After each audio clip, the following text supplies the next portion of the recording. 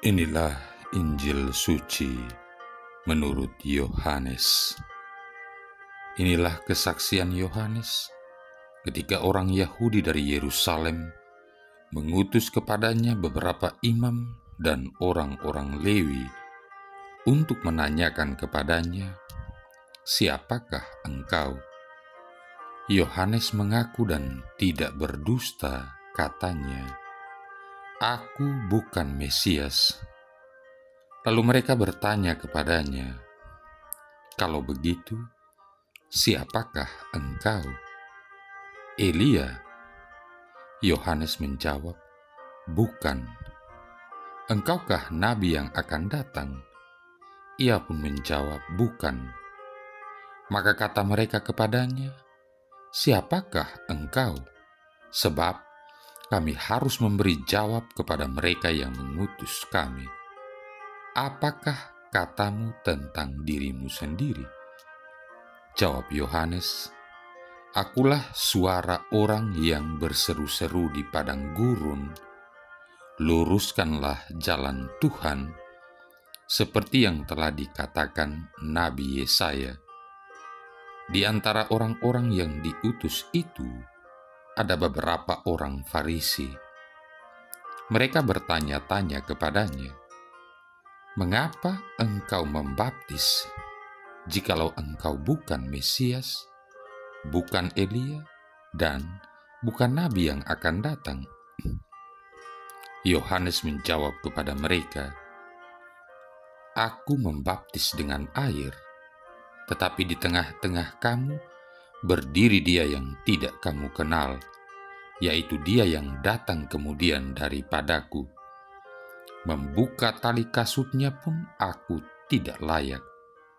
Hal ini terjadi di Betania yang di seberang sungai Yordan, di mana Yohanes membaptis orang. Demikianlah sabda Tuhan. Saudara-saudari yang terkasih, pernahkah Anda kecewa ketika menonton sebuah film yang dibintangi oleh aktor atau aktris pujaan Anda?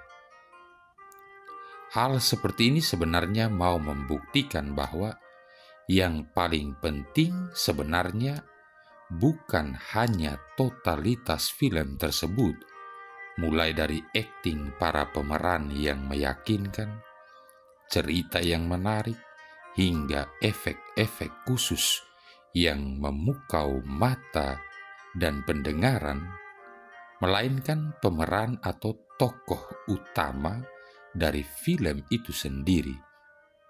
Yang terutama dari sebuah film adalah sang tokoh utama.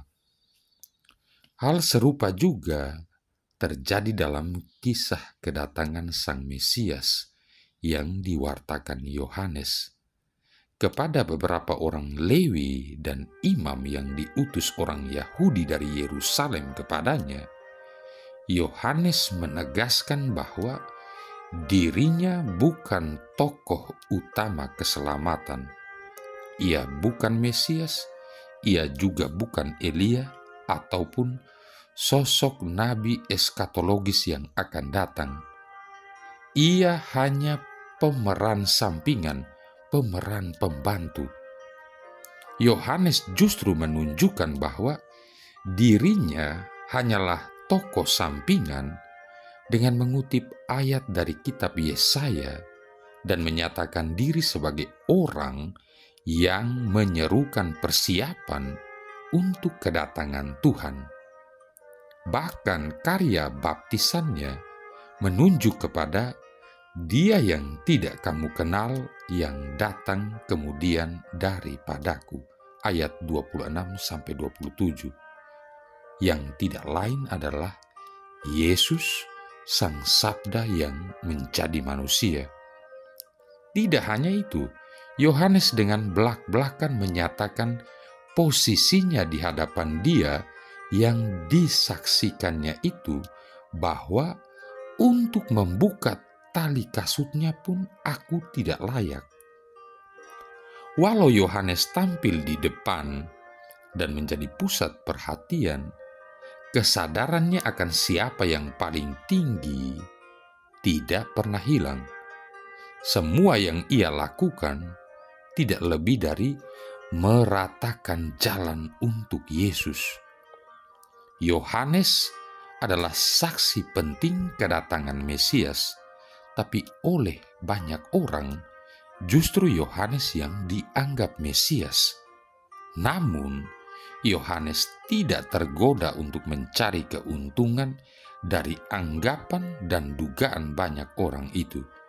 Yohanes berterus terang mengatakan bahwa dia bukanlah Mesias, tetapi Yesus Kristus itulah Sang Mesias. Dia hanyalah suara yang berseru-seru, bukan Sang Sabda. Dia hanyalah pelita, bukan Sang Terang. Dia hanya menyiapkan jalan, tetapi bukan Sang Jalan.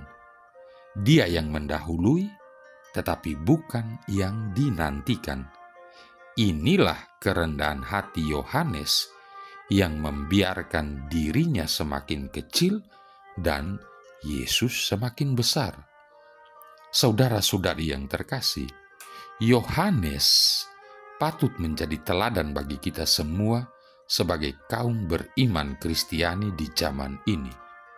Entah sebagai imam, entah sebagai orang tua dalam keluarga, entah sebagai pendidik, entah sebagai orang-orang berjubah, entah sebagai aktivis gereja, entah sebagai pengurus wilayah, pengurus kelompok basis, dan sebagainya.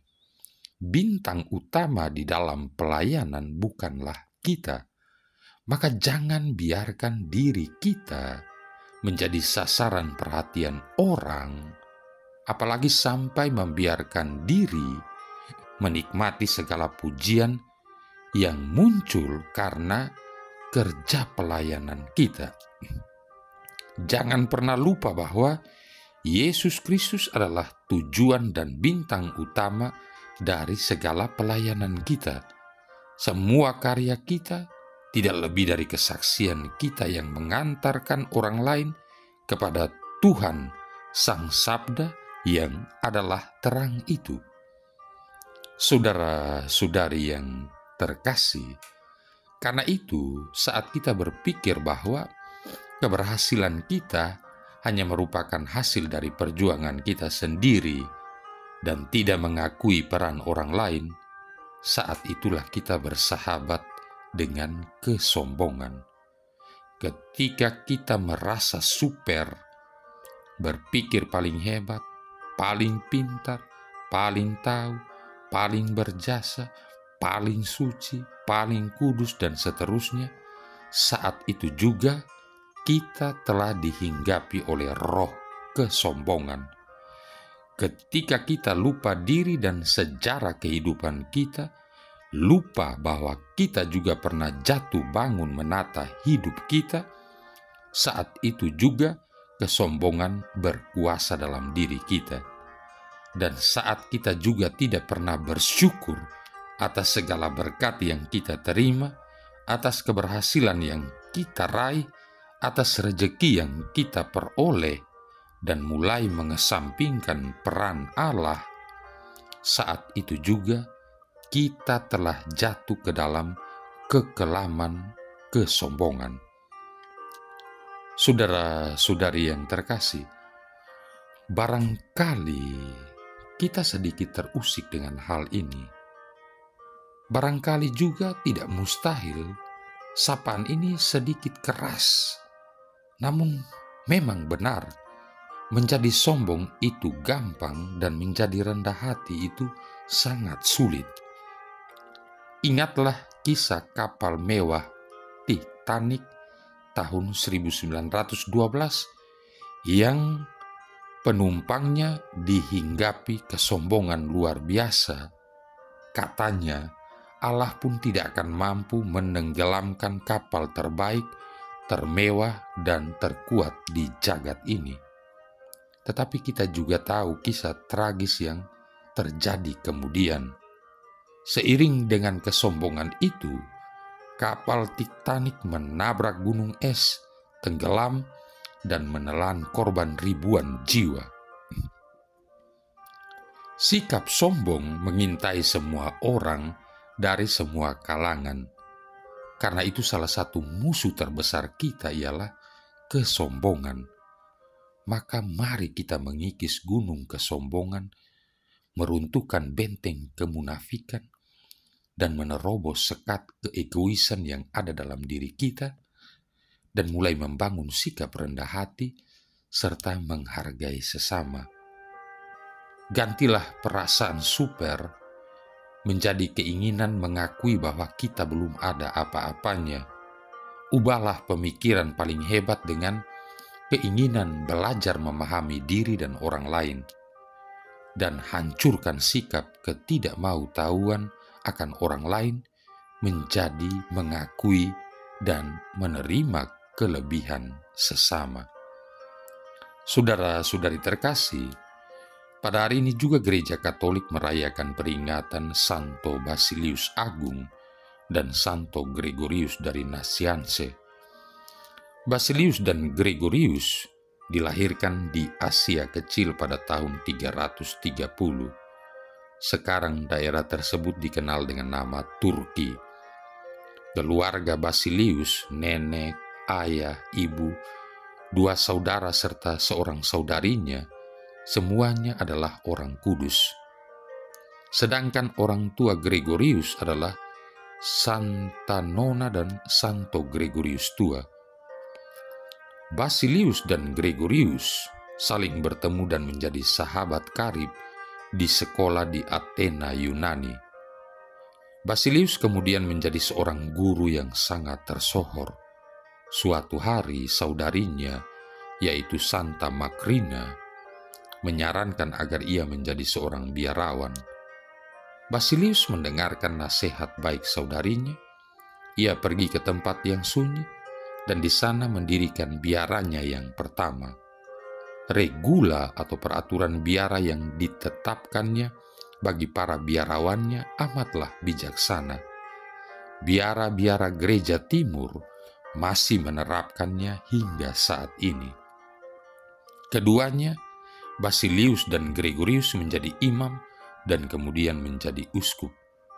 Mereka dengan berani berkhotbah menentang bid'ah Arianisme yang menyangkal bahwa Yesus adalah Tuhan. Ajaran sesat ini membingungkan banyak orang pada masa itu.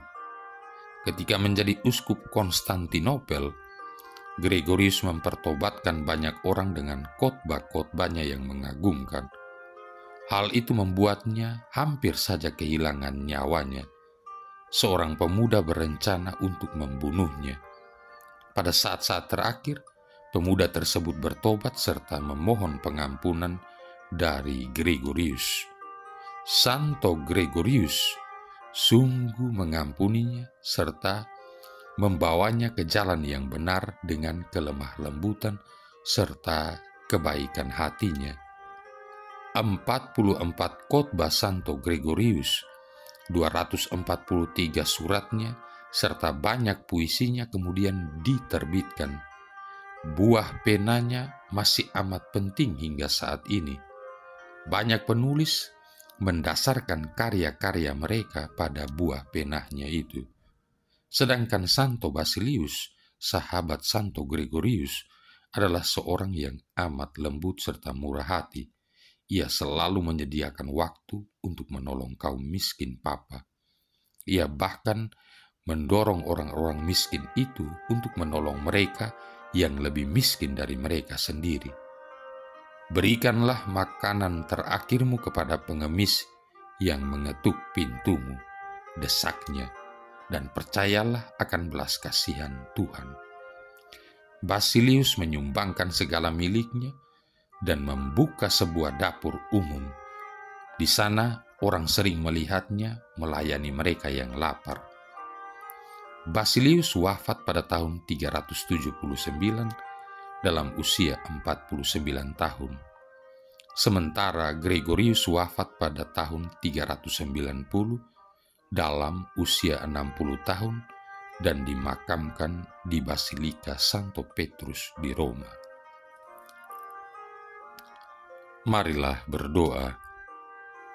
Allah Bapa sumber kebenaran sejati, Santo Basilius dan Santo Gregorius, berkat teladan dan pengajarannya, menjadi terang cahaya bagi gerejamu.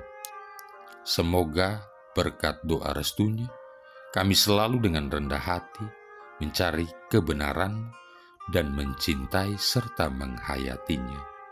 Dengan pengantaran Yesus Kristus Putramu Tuhan kami, yang bersama dengan Dikau dalam persatuan Roh Kudus hidup dan berkuasa, satu Allah sepanjang segala masa.